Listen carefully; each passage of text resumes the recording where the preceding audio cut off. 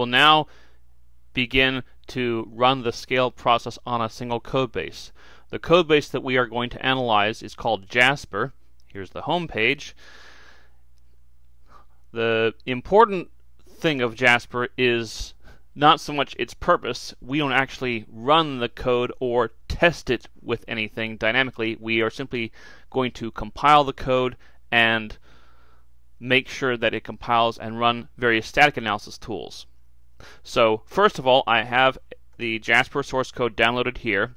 As you can see, it has your typical Linux build files, such as a make file and a configure script.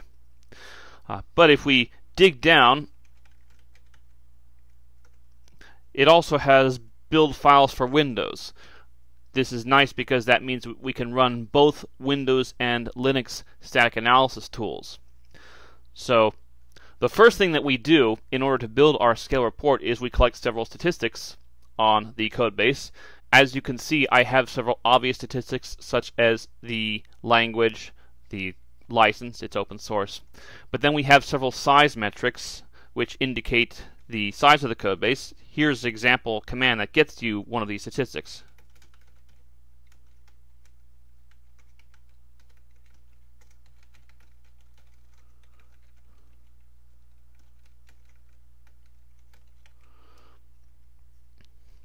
So this command simply takes all of the .c and .h files, concatenates them into one big happy file, and then calculates several statistics.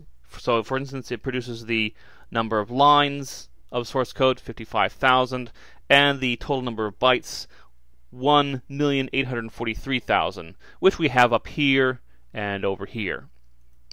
So there are more statistics to be gathered, but the remaining statistics here, starting with rules, deal with the results that we find from our static analysis tools. So we have to actually run the process before we can fill those in. Now, one requirement that we have for every source code is to make sure that it builds properly. So I'm going to do that now. This is the standard way of building things under Linux. And while that runs, I'll simply point out that there are 3 reasons that we require that software build properly before we do a scale audit on it. First of all, an audit will find vulnerabilities, security problems in the source code. If the source code doesn't build properly, such as it has a syntax error or missing functions, any compiler will tell you that you don't need scale for that information. Secondly, some tools, Coverity for instance, spy on the build in order to know which files to compile and what flags to use with them. And third, some tools, such as find bugs, don't operate on source code. They instead operate on Java bytecode. So they clearly require object code to analyze, but they require source code in order to view the code and verify that some prob is indeed true. So this build process will be finishing shortly. There it goes. And if we look back here, make tends to indicate an error by using 2 stars, and since we have no 2-star sequence here, it looks like the make process built completely correctly, so we can proceed with an audit. There are a couple of warnings, and we will run GCC with full warnings as a separate step.